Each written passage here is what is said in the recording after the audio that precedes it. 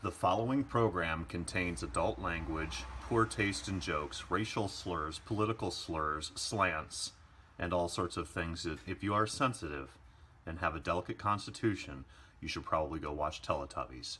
You were warned.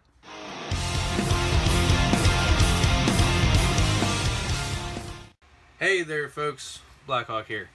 Today going to talk about this frame just a little bit before I do a build on it.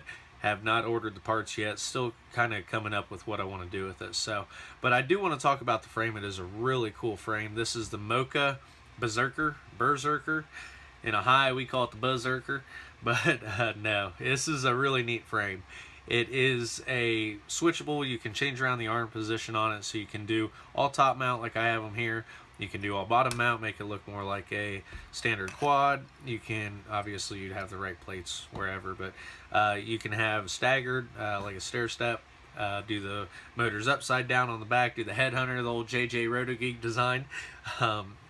You know, whatever you may be. Here I'm going to do all undermount motors, all on the bottoms. Now, something to note with that, the clearance here, it does not allow for full motor clearance, so you are going to be a weed eater if you do not run a bottom mount battery or have a way to pick this up off the ground and you want to do that. Like I said, you're going to be cutting grass, so just something to keep in mind there if that's the reason you're buying this or what you're looking to do. Another nice feature, not just the switchable arms but switchable camera mounts. So you have the 2 TPUs and 2 carbon fibers. The 1 carbon fiber, the big one, is 4 mil thick on the. It's the same as the arm carbon, and it is littered, as you can see, with standoffs. So pretty reinforced, heavy duty guy there. The way it mounts in here is actually where this TPU is. You can see the curves. That front standoff screw right here on this back little peg, that one there, that actually goes in here to allow you to adjust your angle. So if you have your FPV camera and your action camera dialed into the same angle inside of here, you can just move the whole contraption deal here, the whole head, and rotate it, pivot it like that. That way you don't, lose your angle on your camera and action camera. The back arm there goes in, or the back standoff goes in between here and mounts like that. So overall, this is a pretty solid design. I mean, like I said, there's a lot of metal in here, a lot of carbon, and you've got a lot of reinforcement here with this aluminum here as well. Now, you also get the nano size, more of the micro cam mount in the carbon as well. This is not, as you can see at all, nearly as thick as the arm carbon or that camera carbon. This is actually the same. This is, I think it's like 1.5 or 2 mil. It's the same as the top and bottom plate. It's not bad. It's really actually it's a hell of a lot more sturdy than I was thinking it was going to be, especially with the standoffs they've added in there as well. And they actually, on this one, they ran the standoffs through the carbon to add a little bit more reinforcement there, so that's kind of nice. And also it cuts down on the size, allows you to use those nano cams. So kind of a neat design there. And it's also, they use the rubber ISO mounts, so where it does actually attach to the frame, it actually has a little bit of vibration absorption there. I mean, I don't know if they designed it that way intentionally or not, but just kind of thinking about it right now, it has to lend a little bit of a hand, so that's kind of neat. You have the Johnny Bravo is what I call it. Hey, you pretty mama. I mean, okay, if you have that on your quad, that is the JB quad. I mean, there's just no going back. Even if you had a cam up there, it would still look like fucking Bravo.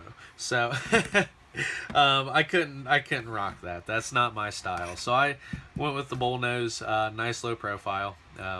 It looks like it'll actually take an impact. This is rubbery TPU. It's not real brittle or anything like that, so it does have some flex to it. And most of the impact, if you are going to hit anything, is going to be in the arms, and that's going to take a lot of the absorption through on the aluminum, on the standoffs, the supports, and everything. So overall, I mean, that's a pretty strong frame. I can't really bend that. So I'm really impressed with it thus far. I can't wait to do the build on it. I want to run a Cicada, nice low profile. I'm gonna actually want to try the Eachine VTX03. It's got the built-in the DVR. It's just a VTX, kind of like the normal switchables that we use, but it's got a built-in DVR slot on it. So I want to give that a shot, and then running probably a Predator cam with Cobra motors. But we'll see what actually comes out of it. I may change my mind on it. One thing I do want to note negative-wise. It really is about the only negative thing. It's not really negative. It's not really that bad. It's nothing major. And it's not just something that Moka's done, but a lot of manufacturers do it. And a lot of people use it, and they've probably thought about it. I don't really get a whole lot onto the forums too much or any of that crap, but you know, it might be a topic. Who knows? But they have used the top plate, which most manufacturers do. My RMRC Hellbender, they did the same thing. They used the top plate to put the hole for the antenna, which, okay, that's fine. You can mount your antenna, you can sandwich, get the little jack with the little nut on it, you can sandwich in between, blah, blah, blah. So, not a bad thing. Like I said, it's not a bad design at all. The problem is it's right here on the tip, right in a weak point. And the same thing here with the Hellbender. It was right on this curve, right on the tip.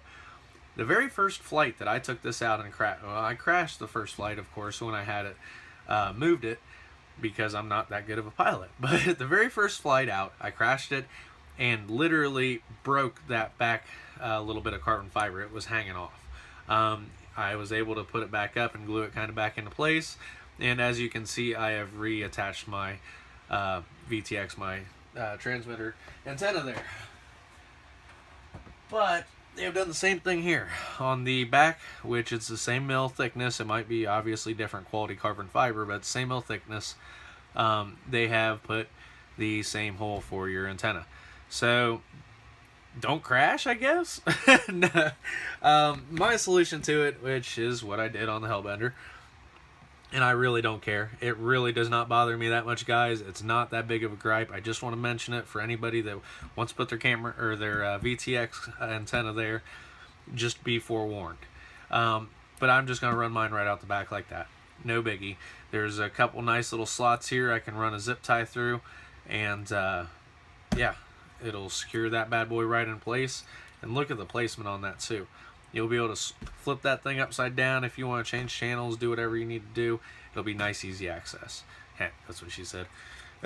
But yeah, no, it should be a good little build. I can't wait to do it.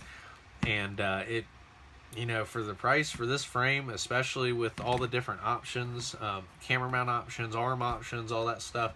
If you're looking at stuff like the Armatan and all that crap, look at one of these. I mean, this is a really nice frame.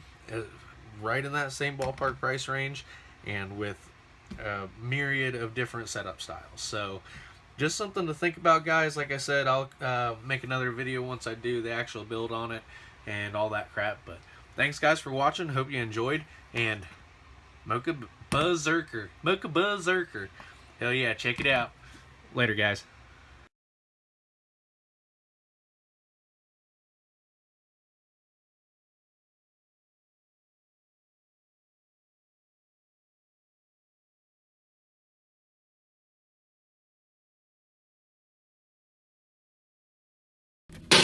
Mittens?